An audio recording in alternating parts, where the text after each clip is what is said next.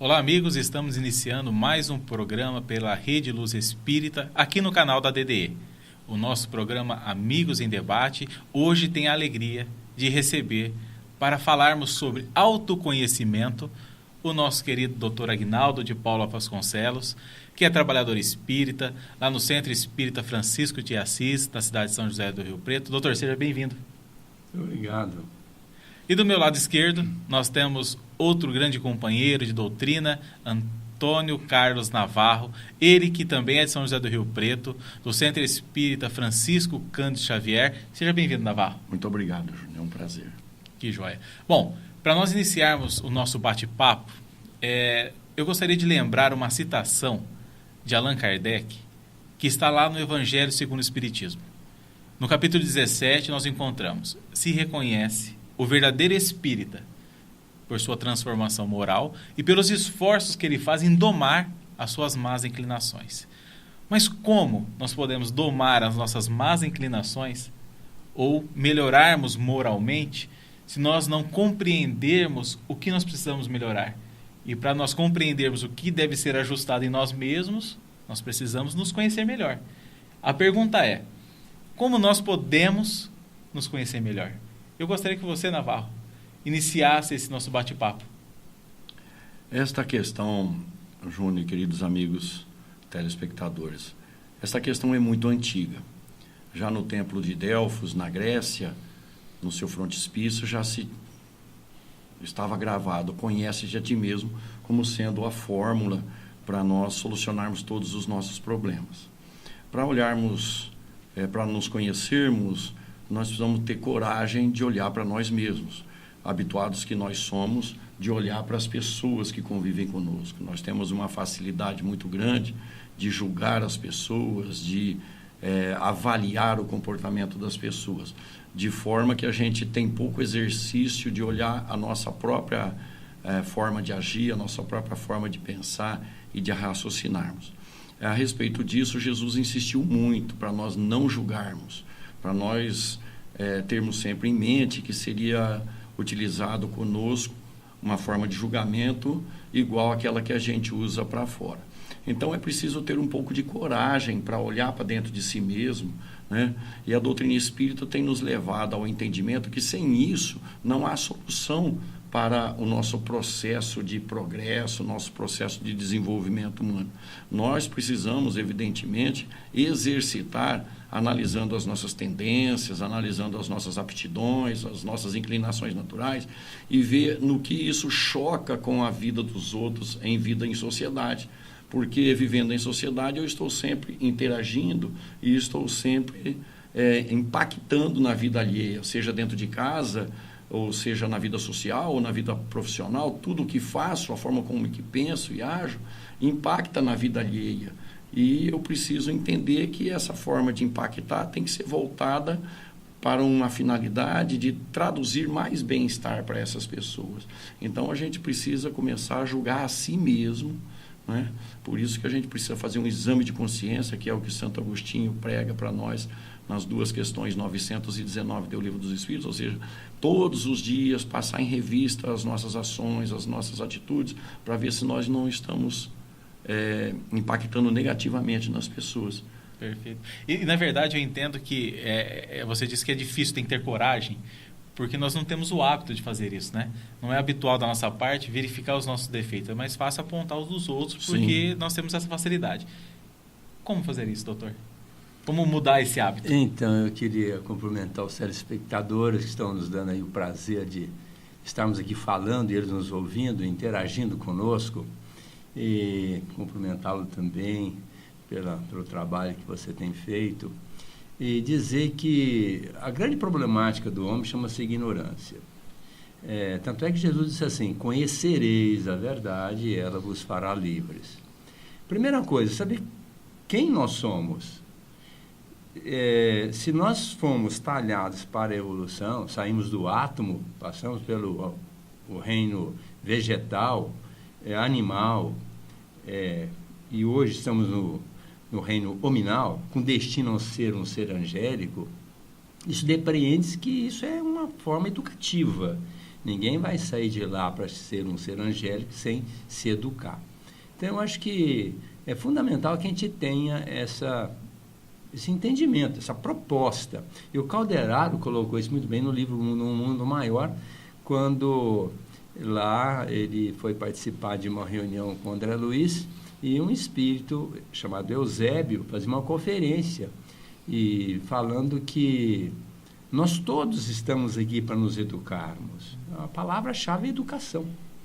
E ele diz que para nós nos educarmos precisam 3 coisas. Primeiro, usar o intelecto, conforme a pergunta 780 do Livro dos Espíritos. A transformação moral acompanha a transformação intelectual. E o benfeitor disse a Kardec, não.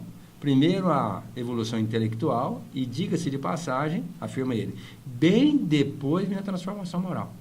Então, o Calderaro colocou, através da informação de Eusébio, que a nossa educação primeiro se faz pela intelectualização. Você tem que entender. Você não vai buscar alguma coisa que você não entende. Esse é um grande papel, inclusive, da doutrina espírita, que ela vem trazer o entendimento para nós de uma maneira lógica, sem ferir 2 apriorismos, que é o raciocínio e a inteligência. Então, ela é clara, explica para a gente entender. Somos seres em evolução. Então, nós precisamos estudar, como você citou o Evangelho, lá também tem uma mensagem do nosso Jesus, o nosso Cristo, né? Como o Espírito da Verdade, quando ele fala assim, espíritas, amai-vos, mas instruí-vos. Então, nós temos que nos instruir, porque senão fica no repeteco, eu acho que eu estou bem na fita, eu acho que está bom demais na conta, eu acho que é isso mesmo que eu vim fazer aqui. Se acomoda. Acomoda, e nós temos que crescer, progredir, melhorar através do entendimento. O segundo elemento da educação é o desenvolvimento da bondade, porque o Eusébio diz que nós não estamos com esse cacife para falar em amor, não. A falar em amor de uma maneira essencial, nós estamos muito longe ainda. Mas desenvolver a bondade que tem dentro de nós, já um pouquinho, né? A gente aprimorar. E ele fecha dizendo que os 3 elementos da nossa educação, o último é a vontade. Enquanto não houver a vontade da gente batalhar, brigar, fazer acontecer, tanto é que Jesus disse assim, porfiai por adentrar da porta estreita. Porfiar é brigar, né? Nós temos que ter vontade, muita boa vontade para a gente fazer essa transformação moral. Senão fica sempre naquela mesmice e faltando entendimento. Por isso é que nós temos que conhecer, batalhar com muita vontade para efetivar a nossa transformação moral. É um desafio constante. Constante, todo dia. Sim. Pergunta 909 do Livro dos Espíritos. Como é que nós fazemos a nossa transformação moral? É complicado? Não, é simples. É um esforço pequeno de todos os dias. E ele ainda complementa, da mesma forma que o Calderaro colocou. Mas para isso precisa de uma única coisa. A boa vontade. Volta a fechar novamente. Boa vontade. Senão não transforma, não muda. Mudar a gente é muito difícil. O Naval, você fez uma citação das 2 questões de 919, né, onde justamente nós vamos encontrar o conhecer-te a ti mesmo, né, como resposta na primeira, mas na segunda, Santo Agostinho nos passa um roteiro para que a gente possa realmente nos conhecer melhor e possa então identificar aquilo que tem que ser ajustado, melhorado. Você pode dar uma lembrada nessa questão para que os nossos amigos que nos acompanham possam entender o que Santo Agostinho propõe para esse autoconhecimento?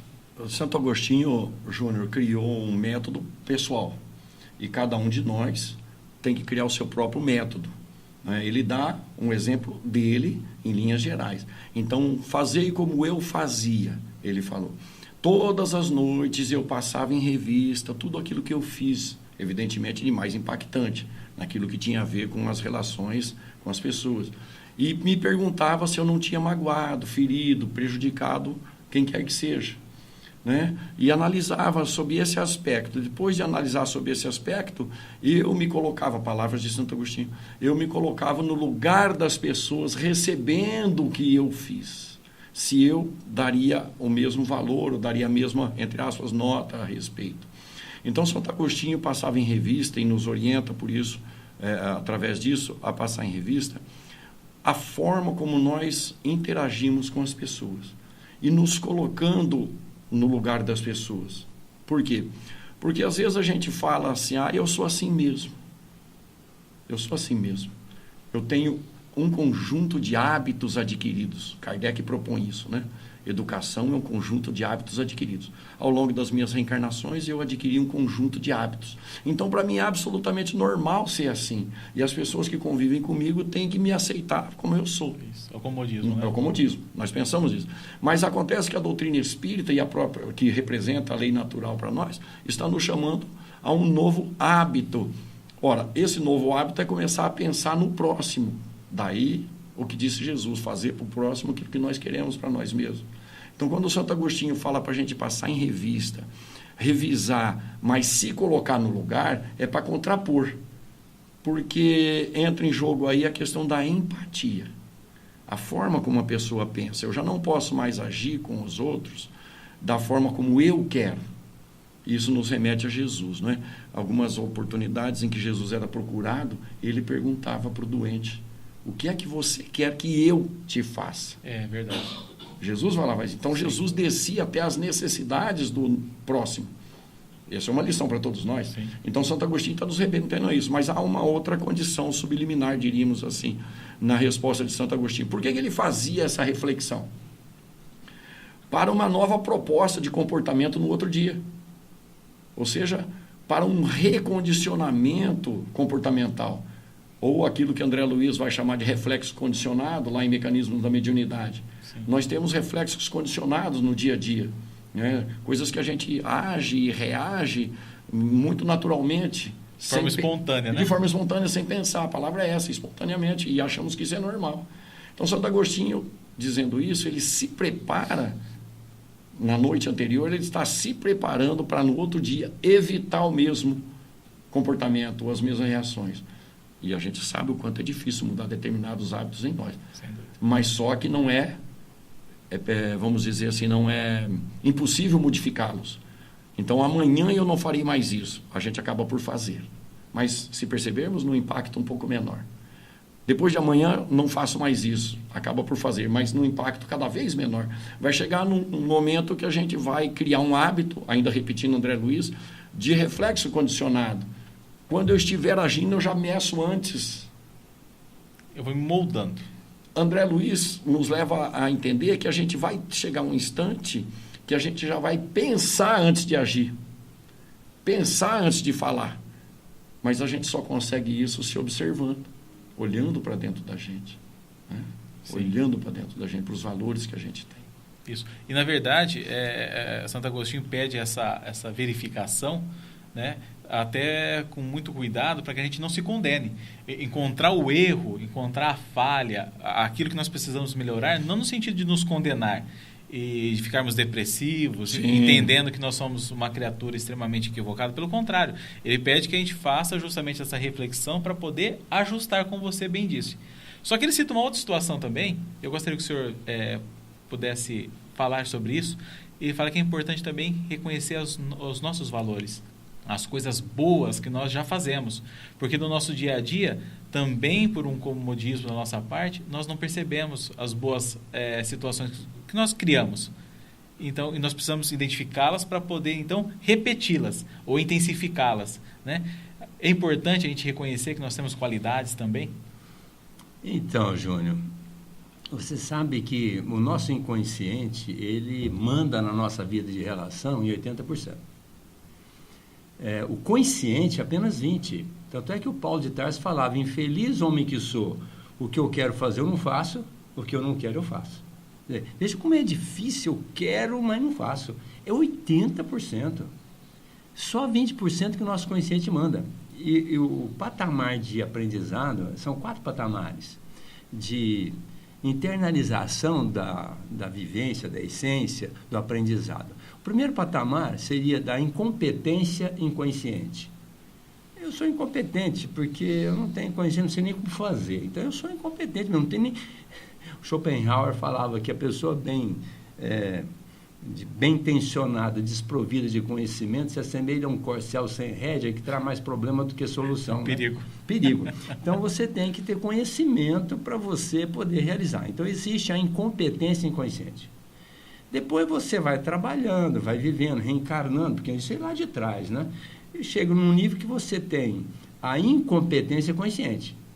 Eu sei que eu tenho que fazer, mas ainda não faço. Mas eu sei que eu tenho que fazer, e eu sei que está errado, mas ainda eu faço, né? Para chegar num outro nível da competência consciente, onde a pessoa, não, agora eu faço, certo, e eu sei que é assim, vou fazer assim. Sim. Para chegar no último patamar, que é da competência inconsciente. Quer dizer, aquilo eu faço automático. Isso é natural. Acontece natural. Meu Deus, como é que ele consegue fazer isso? Quer dizer, ele já internalizou os 4 patamares do aprendizado. E isso é sequencial, não tem como sair aqui da incompetência inconsciente e chegar lá em cima na competência inconsciente. Tem que passar pelos outros 2 níveis. E por isso é que tem que ter o senso da repetição. Você não consegue fazer isso numa existência, nem em 2, nem em 3. Isso Jesus afirmou no imperativo: sede perfeitos, como perfeito é nosso Pai. Nós seremos perfeitos um dia, mas como numa existência? Como em 2? Então nós trazemos um inconsciente muito rico do passado e a ser aprimorado nessa existência. E esse inconsciente traz coisas ruins? Lógico, nós temos coisas que é difícil, nem quero saber, viu? É bom até quem não saiba. Coisas que hoje dificultam o nosso comportamento equilibrado. Mas na medida em que a gente vai tendo essa consciência, essa luta constante, nós vamos nos vencendo, a gente vai conseguindo transformar esse arquivo inconsciente, mudando a informação, colocando ainda no inconsciente, para que quando eu for agir conscientemente, esse arquivo possa me assessorar. Agora, isso é um trabalho constante que a gente tem que fazer. É bem verdade que também, se não tiver essas compensações pelo acerto, não haveria nem razão para a gente estar lutando, para melhorar. Agora, eu entendo, está lá no livro dos Espíritos, das Esperanças e Consolações, né? O que nos espera depois? Depende. Se você se trabalhar e vencer as suas dificuldades, as suas falhas, né? Você vai desfrutar de um reino divino, que é uma coisa maravilhosa, aonde você estiver, porque ele está dentro de nós, segundo Jesus. Agora, por isso é que vale a pena a gente lutar. Agora, ficar na mesmice se justificando e fazendo as mesmas coisas significa atravancar o nosso progresso, e em cima disso a ignorância nos traz o sofrimento. Então, como o senhor bem disse, nós temos uma escala, né, a seguir, uma escala de aprimoramento, mas nós podemos e devemos começar a exercitar isso já. Então fica o convite para todos nós que estamos tendo a oportunidade de ouvir essas explanações que o Navarro e o Dr. Aguinaldo nos trouxeram nesta oportunidade, para fazermos uma verificação das nossas atitudes, para que nós possamos começar a moldar em nós mesmos os nossos velhos equívocos e colocar no lugar deles as virtudes, as nossas qualidades. Nós agradecemos a sua companhia, agradecemos a presença do Dr. Aguinaldo, do Navarro. Esse tema poderia ser ainda muito mais explorado, mas nós temos um tempo, né, para seguir com o programa. E nós lembramos a importância de vocês interagirem conosco através dos nossos canais, fazendo questões, trazendo sugestões. E nós agradecemos a sua companhia. Muito obrigado e até a próxima. Muita paz e luz.